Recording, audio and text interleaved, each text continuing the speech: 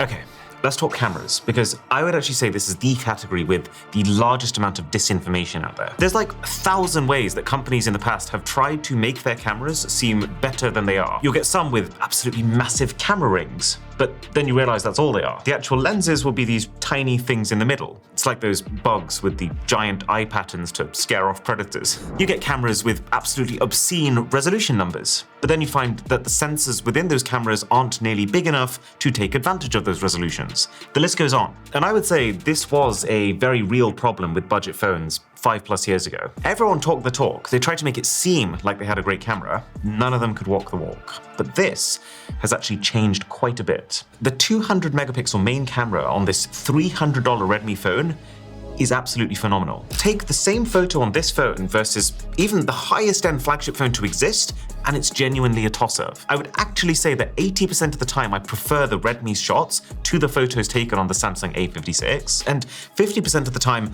I'd even say I prefer it to the Kingpin flagship phone. And that's because this isn't just a 200 megapixel camera for the sake of slapping a big number onto here. This 200 megapixel camera has a large sensor, it has a wide aperture for letting lots of light in, it even has optical image stabilization baked in, so you get smooth video and less handshaking. Now that said, obviously you can't have everything. While budget phones in 2025 do generally tend to have strong main cameras like this phone, very often better than the main cameras on more expensive mid-range phones, there are 3 areas where you will still find the cameras lacking. The first is the fluidity. Everything you do on these budget phone cameras feels a little sluggish. Even if the end result is exceptional, you have to trudge through a little to get there. B is the secondary cameras. Have a look at this. 200 megapixel main camera, 8 megapixel ultra-wide, 2 megapixel macro camera. There is a steep fall off when you move away from the main camera, to the point where you would only use this ultra-wide and macro when you absolutely have to. With the mid-ranger, there's still a fall off. You have a 50 megapixel main camera, 12 megapixel ultra-wide, and 5 megapixel macro, which means still enough of a difference that you feel like you should try to use the main camera when you can, but at least here it's not embarrassing when you have to shoot with the ultra-wide. And then for the flagship, we're talking 200 megapixel and then 10,